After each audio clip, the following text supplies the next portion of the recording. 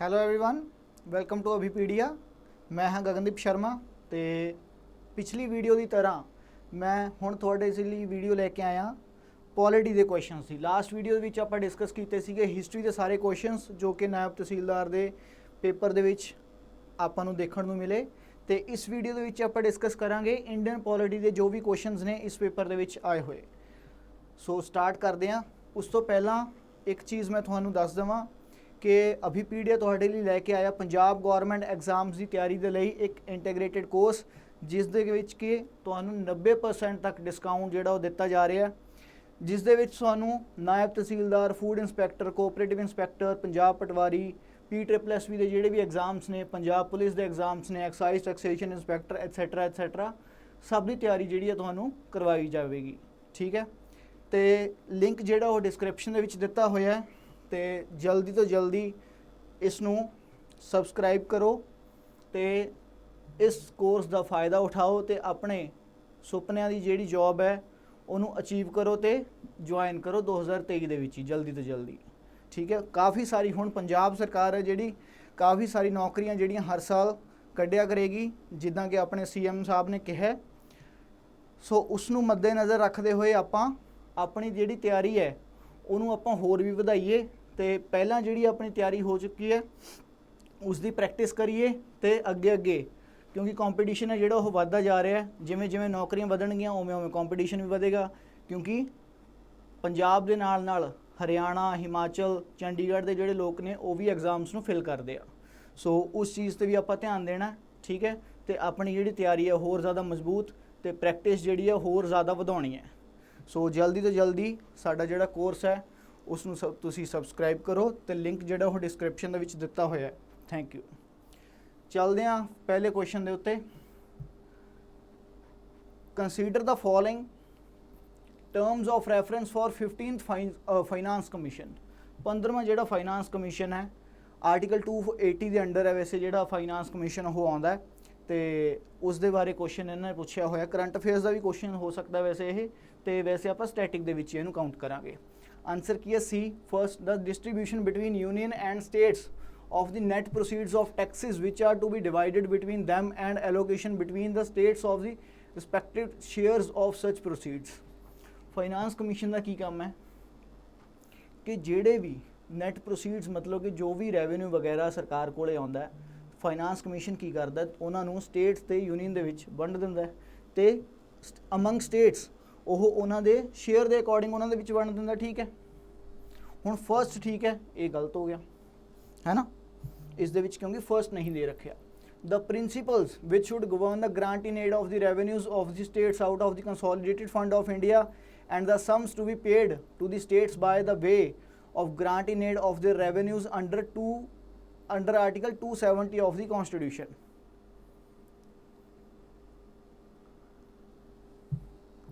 तो ये की कह रहे कि जी ग्रांट्स इन एड्स ने वो कंसोलीडेटेड फंड ऑफ इंडिया के जी दी जाएगियाँ to the states by way of grants in aid of the revenues under article 270 of the constitution. तो ये कि है स्टेटमेंट ये आप देख लें। The measures needed to augment the consolidated fund of state to supplement the resources of the panchayats and municipalities in the state on the basis of recommendation made by finance commission of India. तो consolidated fund of state दे विचों जिहड़ा पंचायत से municipalities नूं हिस्सा जाता है वह की है वो कंसोलीडेटेड फंड ऑफ स्टेट दे विच जांदा ते ओहदी भी रिकमेंडेशन कौन करदा फाइनांस कमीशन। इहदा ठीक है हुण दो जिहड़ी स्टेटमेंट्स ने अपने कोले रह गईयां। हुण इहदे विच की है the principles which should govern the grant in aid of the revenues of the states out of consolidated fund of India. देखो grant in aids of the revenues of the state out of and the sums to be paid to the states by way of grant in aid of their revenues under article 270 of the constitution। under article 270 नहीं consolidated fund of india केड़े article दे under आउंदा है 266 दे under आउंदा है। तो ये जिहड़ी statement है वो इत्थे गलत हो जाती है तो आंसर की है सी। नैक्सट क्वेश्चन ते चलते हैं। विच सैक्शन वैसे ये जिहड़ा क्वेश्चन है लॉ के रिलेटेड क्वेश्चन है लीगल क्वेश्चन सीगा करंट अफेयर दे विचों आपां ये चीज़ मन सकते हैं बट ये जो क्वेश्चन तुहानूं नहीं भी आता तो भी कोई इशू नहीं है क्योंकि इसका आंसर की है सैक्शन 372 ते 373 IPC के सैक्शनस पूछे हुए सीगे। देखो आप सारा IPC या CRPC नहीं पढ़ सकते क्योंकि ना तो आप लॉ की है सारे बच्चों ने तो लॉ नहीं की है ना, तो ना ही ये चीज़ साडे लिए पढ़ना जरूरी है, ठीक है। बट स्टिल ये क्यों पूछा होया, disposing of a child, sale, letting और hire, otherwise disposing of child. वैसे फंडामेंटल राइट है जिहड़ा अपना राइट अगेंस्ट एक्सप्लॉयटेशन, ਉਹਦੇ अंडर वैसे अगर देखे जाए तो ये जो क्वेश्चन है वो अंडर बनता है। बट स्टिल आप IPC CRPC वगैरह एक्ट्स वगैरह ये नहीं पढ़ते, कोई गल नहीं, ये जो क्वेश्चन थोड़ा नहीं भी आता सी तो कोई इशू नहीं है। इसका आंसर की है सैक्शन 372 तो 373। Which of the following included as being the part of right against exploitation in the constitution of India. Right against exploitation के आर्टिकल्स किहड़े आ, 23 24 है ना। Protection of interest of minorities cancel, क्योंकि यह 29 30 के अंडर आता है। Sorry. Prohibition of employment of children in factories and mines, ठीक है, 24 article. Abolition of untouchability article 17 गलत है। फर्स्ट तो थर्ड वैसे ही गलत हो गए, देखो थर्ड गलत है, फर्स्ट गलत है, फर्स्ट गलत है। आंसर की होया बी, प्रोहिबिशन ए की है आर्टिकल 23। तो इस तरीके दे नाल आपां क्वेश्चन जिहड़ा कर सकते सी कि fundamental right they which fundamental right हमेशा तो ही किसी भी एग्जाम का फेवरेट टॉपिक रहा है। Who can establish additional courts for better administration of any existing law with respect to a matter enumeration in the union list.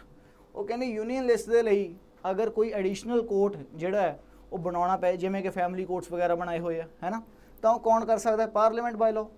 Simple तो है, parliament by law. Consent of the states ये तो होना ही नहीं, union government by resolution नहीं, parliament law पास करके। Family courts act है ना, तो वो भी इदा ही बनाया हुआ पार्लीमेंट ने लॉ पास करके।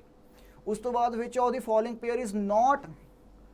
अच्छा इदा का अगर क्वेश्चन थोड़ा देखने को मिले तो सब तो पहला कीवर्ड सर्कल मार करिया करो या अंडरलाइन करिया करो, ताकि आपू पढ़न लगे क्वेश्चन जो आप स्टेटमेंट्स पढ़ते हैं उन्होंने पढ़न लगे अपना जो ध्यान है थोड़ा उस वाल भी रहे कि पूछा की है।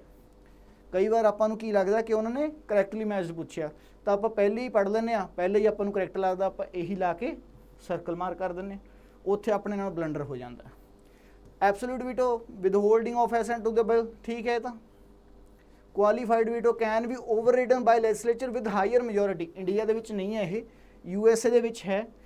क्वालीफाइड वीटो के विच की हुंदा है कि अगर लैजिस्लेचर अगर प्रेजिडेंट बिल नूं वापस कर दे लैजिस्लेचर नूं, तो लैजिस्लेचर नूं की करना पैंदा है, हायर मेजोरिटी के नाल बिल नूं पास करके दोबारा तो भेजना पैंदा है, तां प्रेजिडेंट साइन करदा, अदरवाइज नहीं। ये भी ठीक है। सस्पेंसिव वीटो की है, सस्पेंसिव वीटो के विच की हुंदा है कि प्रेजिडेंट एक बार बिल वापस भेजेगा लैजिस्लेचर नूं रीकनसीडरेशन के लिए। Taking no action, no action नहीं, सर्कल मार्क कर लेने। नैक्सट देखते हैं, क्योंकि पहला pocket veto neither ratifies nor rejects nor return, ठीक है। पॉकेट वीटो की है, पॉकेट वीटो तो सीधा आप समझ लो कि भाई जेब च पा के घूम रहा, कुछ नहीं कर रहा, ना साइन कर रहा, ना वापस कर रहा, ना रिजेक्ट कर रहा, ठीक है, मतलब इदा ही पे। ये भी सही है, तो आंसर की है C. Next, which of the following are the features of a notified area committee. तो इस दे विच की है, it is set up by an act of a state legislature, नहीं, एक्ट का कोई रोल नहीं है इत्थे। आपां देखो जदों आपां म्यूनसीपैलिटीज़ वाला पंचायत एंड म्यूनसीपैलिटीज़ वाला टॉपिक पढ़ते हैं ना, तो म्यूनसीपैलिटीज़ दे विच ये सारियां चीज़ां दित्तियां होंदियां ने, cantonment area, notified area committee, town area committee, ये सारियां चीज़ां उस दे विच दित्तियां होईयां ने। तां पंचायत एंड म्यूनसीपैलिटीज़ जिहड़ा टॉपिक है वो UPSC का फेवरेट रहा है, NDA CDS CAPF civil services exam ਉਹਦੇ ਵਿੱਚ भी बहुत पूछे जाते हैं। तो स्टिल से देखो सेम चीज़ जिदा मैं हिस्टरी के पेपर के दसी सी कि PPSC ਜਿਹੜਾ ਉਹ UPSC का पैटर्न फॉलो कर रहा है, ठीक है ना। नैक्सट हुण वैसे तो फर्स्ट आपां कित्थों कित्थों कर सकते हैं, देखो ये हो गया eliminate. It is constituted for a newly development town, ठीक है। Its powers are similar to the powers of municipal council, ठीक है, क्योंकि वो अलग टॉपिक के लिए हुंदा है ना, मतलब वो अलग एरिया के लिए हुंदा है, अलग एरिया के लिए, बट पावर्स आर सेम, ठीक है। It is entirely a nominated body, ठीक है, नॉमिनेटेड होंगी है क्योंकि न्यूली डेवलपिंग टाउन है, कोई इलैक्शंस वगैरह कुछ नहीं है। It's chairman is elected by the members of the committee, नहीं, वो भी नॉमिनेटेड ही होंगे, ठीक है। आंसर की है बी।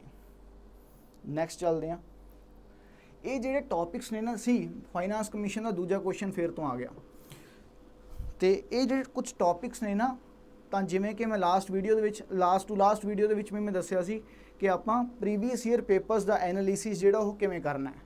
ਤਾਂ ਉਹਨਾਂ ਦਾ ਐਨਾਲਿਸਿਸ ਕਰਨ ਲੱਗੇ ਨਾ ਆਪਾਂ ਕੀ ਕਰਨਾ ਹੈ, ਇੱਕ ਲਿਸਟ, ਇੱਕ ਪੇਪਰ ਦੇ ਪੈਨ ਲੈ ਲੈਣਾ ਤੇ ਆਪਾਂ ਇੱਕ ਲਿਸਟ ਤਿਆਰ ਕਰਨੀ ਹੈ, ਮੈਕਰੋ ਟੌਪਿਕ ਲਿਸਟ ਜਾਂ ਥੀਮੈਟਿਕ ਲਿਸਟ ਆਪਾਂ ਉਹਨੂੰ ਕਹਿ ਸਕਦੇ ਹਾਂ, ਕਿ ਇਸ ਥੀਮ ਦੇ ਵਿੱਚੋਂ ਜਿਹੜੇ ਕੁਐਸਚਨਸ ਨੇ ਉਹ ਜ਼ਿਆਦਾ ਪੁੱਛੇ ਜਾ ਰਹੇ ਆ। ਤੇ ਅਗਰ ਆਪਾਂ ਉਹਦੀ ਅਲੱਗ-ਅਲੱਗ ਪੇਪਰ ਦੀ, ਜਿਵੇਂ ਕਿ ਪੀਪੀਐਸਸੀ ਦੇ ਐਗਜ਼ਾਮਸ ਲਗਾ ਲਓ ਕਿ ਪੀਪੀਐਸਸੀ ਦੇ ਵਿੱਚ ਨਾਇਬ ਤਹਿਸੀਲਦਾਰ ਦਾ ਹੁੰਦਾ, ਪੀਸੀਐਸ ਹੁੰਦਾ, ਤਾਂ ਇਹਨਾਂ ਦੇ ਐਗਜ਼ਾਮਸ ਨੂੰ ਆਪਾਂ ਐਨਾਲਾਈਜ਼ ਕਰੋ ਤੇ ਇਹਨਾਂ ਦੇ ਫੇਵਰੇਟ ਟੌਪਿਕਸ ਦੇਖੋ ਕਿ ਜੋ ਰਿਪੀਟ ਹੋ ਰਿਹਾ ਵਾਰ-ਵਾਰ, ਠੀਕ ਹੈ। ਉੱਦਾਂ ਹੀ ਸੇਮ PSSB ਦੇ ਕੁਐਸਚਨਸ ਦੇਖੋ, ਪੇਪਰ ਦੇਖੋ ਤੇ ਉਹਨਾਂ ਦੇ ਮਾਈਕਰੋ ਟੌਪਿਕ ਐਨਾਲਿਸਿਸ ਕਰੋ ਕਿ ਮੈਕਰੋ ਟੌਪਿਕਸ ਕਿਹੜੇ-ਕਿਹੜੇ ਬਣਦੇ ਆ, ਉਹਨਾਂ ਦੀ ਇੱਕ ਲਿਸਟ ਤਿਆਰ ਕਰੋ ਕਿ ਜੋ ਫ੍ਰੀਕੁਐਂਟਲੀ ਪੁੱਛੇ ਜਾ ਰਹੇ ਆ, ਹੈ ਨਾ। ਉਹਦੇ ਨਾਲ ਜਿਹੜੀ ਆਪਣੀ ਪ੍ਰੈਪਰੇਸ਼ਨ ਆ ਨਾ, ਇੱਕ ਤਾਂ ਉਹ ਸਹੀ ਲਈ ਤੇ ਚੱਲ ਪਏਗੀ ਤੇ ਅੱਧਾ ਪੇਪਰ ਆਪਣੇ ਕੋਲ ਵੈਸੇ ਹੀ ਤਿਆਰ ਪਿਆ ਹੋਏਗਾ ਕਿ ਇਹਦੇ ਵਿੱਚ ਕੁਐਸਚਨਸ ਆਉਣੇ ਆ, ਹੈ ਨਾ। ਆਪਾਂ ਪ੍ਰੈਡਿਕਟ ਤਾਂ ਨਹੀਂ ਕਰ ਸਕਦੇ ਪੱਕਾ, ਬਟ ਸਟਿਲ ਹੋਪ ਤਾਂ ਕਰ ਹੀ ਸਕਦੇ ਆ ਨਾ ਕਿ ਇਹਦੇ ਵਿੱਚ ਕੁਐਸਚਨ ਆਉਣ ਦੇ ਚਾਂਸਿਸ ਜਿਹੜੇ ਉਹ ਜ਼ਿਆਦਾ ਨੇ, ਬਿਕੋਜ਼ ਰਿਕਾਰਡ ਇਦਾਂ ਦਾ ਰਿਹਾ, ਠੀਕ ਹੈ ਨਾ, ਉਹ ਚੀਜ਼ ਹੈ। ਤਾਂ ਹੁਣ ਇੱਥੇ ਕੀ ਹੈ, it consist of a chairman and 3 other members, ਨਹੀਂ 4 ਅਦਰ ਮੈਂਬਰਸ, ਠੀਕ ਹੈ, ਗਲਤ ਹੈ। Qualification of the members is determined by the president, ਨਹੀਂ, ਪ੍ਰੈਜ਼ੀਡੈਂਟ ਡਿਟਰਮਿਨ ਨਹੀਂ ਕਰਦਾ। It is to act as the balancing wheel of Indian fiscal federalism, ਠੀਕ ਹੈ। ਇੰਡੀਅਨ ਫਿਜ਼ੀਕਲ ਫੈਡਰਲਿਜ਼ਮ ਦਾ ਮਤਲਬ ਕਿ ਰੈਵਨਿਊਜ਼ ਵਗੈਰਾ ਨੂੰ ਲੈ ਕੇ, ਬਜਟ ਨੂੰ ਲੈ ਕੇ, ਫੈਡਰਲਿਜ਼ਮ ਕੀ ਹੈ, ਸੈਂਟਰ ਸਟੇਟ ਰਿਲੇਸ਼ਨਸ, ਹੈ ਨਾ, ਉਹਨਾਂ ਨੂੰ ਬੈਲੈਂਸ ਕਰਕੇ ਰੱਖਦਾ, ਠੀਕ ਹੈ। ਤਾਂ ਆਨਸਰ ਕੀ ਹੈ, ਸੀ। ਉਸ ਤੋਂ ਬਾਅਦ regarding money bill which of the following statement is not correct, ਸੀ, ਨਾਟ ਕਰੈਕਟ ਪੁੱਛਿਆ ਇਹਨਾਂ ਨੇ। ਤਾਂ ਇੱਥੇ ਆਪਾਂ ਕੀ ਪਹਿਲਾਂ ਇੱਕ ਵਾਰੀ ਪੜ੍ਹ ਲੈਂਦੇ ਹਾਂ। A bill shall deem to be money bill if it contains only provision related to imposition, abolition, remission, alteration, regulation of any tax, ਠੀਕ ਹੈ। ਆਪਾਂ ਆਰਟੀਕਲ 110 ਪੜ੍ਹਦੇ ਹਾਂ ਨਾ, ਆਰਟੀਕਲ 110 ਦੇ ਵਿੱਚ ਹੀ ਦਿੱਤਾ ਹੋਇਆ, ਠੀਕ ਹੈ। Money bill has provisions for the custody of the consolidated fund of India, contingency fund of India, ਠੀਕ ਹੈ। A money bill is concerned with the appropriation of money out of the contingency fund of India। Appropriation of money ਮਤਲਬ ਕਿ ਕੰਟੀਜੈਂਸੀ fund of India ਦੇ ਵਿੱਚੋਂ ਪੈਸਾ ਕਢਾਉਣ ਦੀ ਜਿਹੜੀ ਗੱਲ ਹੈ ਉਹ ਮਨੀ ਬਿੱਲ ਦੇ ਵਿੱਚ ਕੀਤੀ ਜਾਂਦੀ ਹੈ, ਨਹੀਂ। Contingency fund of India is emergency fund kind of, ਠੀਕ ਹੈ, ਐਮਰਜੈਂਸੀ ਫੰਡ ਹੁੰਦਾ ਇਹ, ਤੇ ਇਹਦੇ ਵਿੱਚੋਂ ਪ੍ਰੈਜ਼ੀਡੈਂਟ ਪੈਸੇ ਕਢਵਾ ਸਕਦਾ ਹੈ, ਪ੍ਰੈਜ਼ੀਡੈਂਟ ਆਪਣੀ ਮਰਜ਼ੀ ਦੇ ਨਾਲ ਪੈਸੇ ਕਢਵਾ ਸਕਦਾ, ਬਾਅਦ ਦੇ ਵਿੱਚ ਉਹਨੂੰ ਜਵਾਬ ਦੇ ਹੋਣਾ ਪਏਗਾ, ਬਟ ਪਹਿਲਾਂ ਉਹ ਆਪਣੀ ਮਰਜ਼ੀ ਦੇ ਨਾਲ ਪੈਸੇ ਕਢਵਾ ਸਕਦਾ, ਮਨੀ ਬਿੱਲ ਦੀ ਜ਼ਰੂਰਤ ਨਹੀਂ ਹੈ। ਤਾਂ ਵੈਸੇ ਤਾਂ ਆਨਸਰ ਹੈ ਸੀ। फोर्थ देख लेने आ money bill deals with the regulation और बोरिंग ऑफ मनी और giving any of guarantee by the government of India, ठीक है, पैसे दे लैन देन, ठीक है ना। तो इस ये ਜਿਹੜੇ ਸਾਰੇ ਕੁਐਸਚਨਸ ਆਪਾਂ ਡਿਸਕਸ ਕਰ ਰਹੇ ਹਾਂ, ਅਗਰ ਇਹਨਾਂ ਤੋਂ ਇਲਾਵਾ ਵੀ ਤੁਹਾਡੇ ਕੋਈ ਹੋਰ ਵੀ ਡਾਊਟਸ ਨੇ ਤਾਂ ਤੁਸੀਂ ਕਮੈਂਟ ਬਾਕਸ ਦੇ ਵਿੱਚ ਕਮੈਂਟ ਕਰਕੇ ਮੈਨੂੰ ਪੁੱਛ ਸਕਦੇ ਹੋ, ਮੈਂ ਜਲਦੀ ਤੋਂ ਜਲਦੀ ਰਿਪਲਾਈ ਕਰਨ ਦੀ ਕੋਸ਼ਿਸ਼ ਕਰਾਂਗਾ। ਤੇ ਨੈਕਸਟ ਚੱਲਦੇ ਹਾਂ ਆਪਾਂ। In the context of interstate river water disputes amendment bill which of the following statement are correct। अच्छा वैसे ਤਾਂ 2019 ਦੇ ਵਿੱਚ ਇਹ ਬਿੱਲ ਆਇਆ ਸੀਗਾ, ਬਟ ਫਿਰ ਵੀ ਕੁਐਸਚਨ ਕਿਉਂ ਪੁੱਛਿਆ ਗਿਆ, ਕਿਉਂਕਿ ਕਦੇ SYL ਦਾ ਮੁੱਦਾ ਹੈ ਨਾ, ਕਦੇ ਕੋਈ ਮੁੱਦਾ, ਕਦੇ ਕਾਵੇਰੀ ਡਿਸਪਿਊਟ, ਉਹ ਨਿਊਜ਼ ਦੇ ਵਿੱਚ ਬਣੇ ਰਹਿੰਦੇ ਆ। ਤਾਂ ਕਰਕੇ ਇਦਾਂ ਦੀ ਜਿਹੜੀ ਨਿਊਜ਼ ਹੁੰਦੀ ਹੈ ਨਾ, ਉਹਨੂੰ ਥੋੜਾ ਧਿਆਨ ਰੱਖ ਕੇ ਤੇ ਉਹਦੇ ਨਾਲ ਦੇ ਜਿਹੜੇ ਵੀ ਰਿਲੇਟਡ ਟੌਪਿਕਸ ਹੁੰਦੇ ਆ ਜਾਂ ਕੋਈ ਵੀ ਉਹਦੇ ਡਾਇਮੈਂਸ਼ਨਸ ਨਿਕਲਦੀਆਂ ਨੇ ਕਿ ਗਵਰਨਮੈਂਟ ਕੀ ਕਰ ਰਹੀ ਹੈ, ਕੋਈ ਬਿੱਲ ਹੈ ਜਾਂ ਨਹੀਂ ਹੈ, ਜਾਂ ਸੁਪਰੀਮ ਕੋਰਟ ਦੀ ਜਜਮੈਂਟ ਕੀ ਹੈ, ਜਾਂ ਉਹ ਸੁਪਰੀਮ ਕੋਰਟ ਦੇ ਵਿੱਚ ਕੇਸ ਜਾ ਵੀ ਸਕਦਾ ਜਾਂ ਨਹੀਂ ਜਾ ਸਕਦਾ, ਠੀਕ ਹੈ। ਤਾਂ ਇਦਾਂ ਦੀਆਂ ਜਿਹੜੀਆਂ ਸਾਰੀਆਂ ਚੀਜ਼ਾਂ ਨੇ ਉਹਨਾਂ ਦੇ ਬਾਰੇ ਪੜ੍ਹਿਆ ਕਰੋ।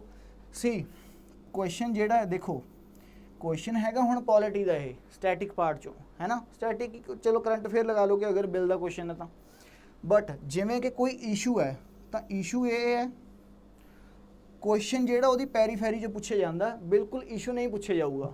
ਹੁਣ ਅਗਰ ਇਹ ਪੁੱਛ ਲੈਣ ਕਿ ਬਾਈ SYL ਦਾ ਜਿਹੜਾ ਮੁੱਦਾ ਹੈ ਉਹ ਕਿਹੜੀ ਕਿਹੜੀ ਸਟੇਟਸ ਦੇ ਵਿੱਚ ਚੱਲਦਾ ਹੈ, ਇਹ ਕੁਐਸਚਨ ਪੁਰਾਣਾ ਹੋ ਚੁੱਕਿਆ ਹੈ ਨਾ, ਕਿਉਂਕਿ ਲਾਸਟ ਟਾਈਮ ਪਹਿਲਾਂ ਇਹ ਕੁਐਸਚਨਸ ਪੁੱਛੇ ਜਾਂਦੇ ਸੀ ਕਿ ਕਿਹੜੀ ਕਿਹੜੀ ਰੀਵਰ ਦਾ ਕਿਹੜੀ ਕਿਹੜੀ ਸਟੇਟਸ ਦੇ ਵਿੱਚ ਡਿਸਪਿਊਟ ਚੱਲ ਰਿਹਾ, ਉਹਨਾਂ ਨੂੰ ਮੈਚ ਦਾ ਫੋਲੋਇੰਗ ਦੇ ਵਿੱਚ ਪਾਤਾ, ਨਾਟ ਕਰੈਕਟਲੀ ਮੈਚ ਦੇ ਵਿੱਚ ਪਾਤਾ, ਉੱਦਾਂ ਦਾ ਕੁਐਸਚਨ ਫਾਰਮ ਕਰ ਲਿਆ। ਬਟ ਅੱਜ ਕੱਲ੍ਹ ਜਿਹੜੇ ਕੁਐਸਚਨ ਪੁੱਛੇ ਜਾਂਦੇ ਉਹ ਪੈਰੀਫੈਰੀ 'ਚ ਪੁੱਛੇ ਜਾਂਦੇ ਆ, ਠੀਕ ਹੈ। ਉਹਦੇ ਨਾਲ ਰਿਲੇਟਡ ਚੀਜ਼ਾਂ, ਉਹਦਾ ਬੈਕਗਰਾਊਂਡ ਕੀ ਹੈ, ਕਰੰਟ ਸਟੇਟਸ ਕੀ ਹੈ ਨਾ, ਪ੍ਰੋਜ਼ ਕੌਨਜ਼ ਸਾਰਾ ਕੁਛ, ਤੇ ਕੰਸਰਨਸ ਕੀ ਨੇ, ਸਾਰੀਆਂ ਚੀਜ਼ਾਂ, ਮਤਲਬ ਕਿ ਜੋ ਵੀ ਹੈ, ਕੋਈ ਬਿੱਲ ਹੈ ਜਾਂ ਨਹੀਂ ਹੈ, ਇਹਦੇ ਸੋਲਿਊਸ਼ਨਸ ਕੀ ਨੇ, ਇਹ ਸਾਰੀਆਂ ਚੀਜ਼ਾਂ ਜਿਹੜੀਆਂ ਉਸ ਦੀ ਪੈਰੀਫੈਰੀ ਦੇ ਵਿੱਚ ਆਉਂਦੀਆਂ, ਮਤਲਬ ਕਿ ਉਹਦੇ ਨਾਲ ਰਿਲੇਟਡ ਜਿਹੜੇ ਟੌਪਿਕਸ ਨੇ। ਹੁਣ ਇਹ ਵੀ ਉਹਦੇ ਵਿੱਚ ਹੀ ਦੇਖੋ SYL ਦਾ ਮੁੱਦਾ ਬਣਿਆ ਹੋਇਆ ਸੀ, बट क्वेश्चन उन्होंने SYL नहीं पूछा, उन्होंने पूछा इंटरस्टेट रिवर वाटर डिस्प्यूट ਜਿਹੜਾ बिल है वो की कह रहा तो the bill proposes to set up a permanent tribunal to adjudicate on all interstate disputes over sharing of river waters। ठीक है, जे नहीं भी ਆਪਾਂ ਨੂੰ ਪਤਾ कोई गल नहीं, उन्होंने की कहा कि एक अलग तो परमानेंट ट्रिब्यूनल बना लेना चाहिए। ठीक है, the disputes resolution committee will seek to resolve the dispute through negotiations within 2 years which can be extended by 6 months। ਆਪਾਂ ਨੂੰ नहीं पता टाइम कि कितना दिता या कितना नहीं दिता। The current system of dispute resolution would give a way to new 2-tier approach with DRC and tribunal। ਆਪਾਂ ਨੂੰ ਇਹ ਵੀ ਨਹੀਂ ਪਤਾ, ਅਗਰ ਆਪਾਂ ਪੜਿਆ ਹੁੰਦਾ ਤਾਂ ਆਪਾਂ ਨੂੰ ਪਤਾ ਹੁੰਦਾ, ਬਟ ਸਟਿਲ ਆਪਾਂ ਆਪਣੇ ਕੋਲੇ 2 ਆਪਸ਼ਨਸ ਹੈਗੇ ਆ। ਠੀਕ ਹੈ, C और D। ਵੈਸੇ ਆਨਸਰ ਕੀ ਹੈ C, ਕਿਉਂਕਿ ਆਪਾਂ ਨੂੰ 2 ਨਹੀਂ ਪਤਾ ਕਿ ਭਾਈ ਟਾਈਮ ਪੀਰੀਅਡ ਕਿੰਨਾ ਦਿੱਤਾ ਹੈ। ਠੀਕ ਹੈ ਨਾ, ਤਾਂ ਇਹ ਚੀਜ਼ ਹੈ, ਤਾਂ ਇਹਦਾ ਆਨਸਰ ਕੀ ਹੈ C। The current system of, ਤਾਂ ਇਦਾਂ ਦੀ ਜਿੱਥੇ ਕੰਡੀਸ਼ਨ ਬਣ ਜੇ ਜਿੱਥੇ 50-50 ਆਪਾਂ ਨੂੰ ਪਤਾ ਕਿ ਚਾਂਸਿਸ ਹੁੰਦੇ ਆ, ਤਾਂ ਉੱਥੇ ਆਪਾਂ ਕੀ ਕਰਨਾ ਹੈ, ਕੁਐਸਚਨ ਹੈ ਜਿਹੜਾ ਉਹ ਛੱਡ ਕੇ ਨਹੀਂ ਆਉਣਾ, ਹਮੇਸ਼ਾ ਕਰਕੇ ਆਉਣਾ ਹੈ। ਠੀਕ ਹੈ, ਚਾਹੇ ਨੈਗੇਟਿਵ ਮਾਰਕਿੰਗ 1/3 ਹੋਵੇ, ਚਾਹੇ 1/5 ਹੋਵੇ ਜਾਂ 1/4 ਹੋਵੇ, ਜਿੰਨੇ ਵੀ ਹੋਵੇ। ਠੀਕ ਹੈ, ਤੇ ਇੱਥੇ ਤਾਂ ਮੇਰੇ ਹਿਸਾਬ ਦੇ ਨਾਲ ਇਹ ਕੁਐਸਚਨ ਅਟੈਂਪਟ ਕਰਨਾ ਬਹੁਤ ਜ਼ਰੂਰੀ ਸੀਗਾ। ਸਟਿਲ ਦੇਖੋ ਇੰਨੇ ਵੀ ਆਪਾਂ ਅਨਲੱਕੀ ਨਹੀਂ ਹੈ ਕਿ ਆਪਣਾ 50-50 ਦੇ ਵਿੱਚ ਵੀ ਸਹੀ ਨਾ ਹੋਵੇ, ਜਾਂ ਅਗਰ ਆਪਾਂ 10 ਕੁਐਸਚਨ ਵੀ 50-50 ਵਾਲੇ ਕੀਤੇ ਆ ਤਾਂ 5 ਸਹੀ 5 ਗਲਤ ਤਾਂ ਹੋਣਗੇ ਹੀ, ਹੈ ਨਾ। 5 ਗਲਤ ਵੀ ਹੁੰਦੇ ਤਾਂ ਵੀ ਆਪਣਾ ਨੈਟ ਪ੍ਰੋਫਿਟ ਹੁੰਦਾ ਹੈ। ਸੋ ਇਸ ਦੇ ਨਾਲ ਹੀ ਜਿਹੜੀ ਆਪਣੀ ਪੋਲਿਟੀ ਦੇ ਜਿਹੜੇ ਕੁਐਸਚਨਸ ਨੇ ਉਹ ਆਪਾਂ ਡਿਸਕਸ ਕਰ ਲਏ ਆ। ਅਗਰ ਕੋਈ ਡਾਊਟ ਤੁਹਾਨੂੰ ਆਉਂਦਾ ਹੈ ਜਾਂ ਪੋਲਿਟੀ ਦੇ ਰਿਗਾਰਡਿੰਗ ਕੋਈ ਹੋਰ ਤੁਹਾਡਾ ਕੁਐਸਚਨ ਹੈ ਕੋਈ, ਤਾਂ ਉਹ ਤੁਸੀਂ ਕਮੈਂਟ ਬਾਕਸ ਦੇ ਵਿੱਚ ਪੁੱਛ ਸਕਦੇ ਹੋ। Thank you so much, have a good day.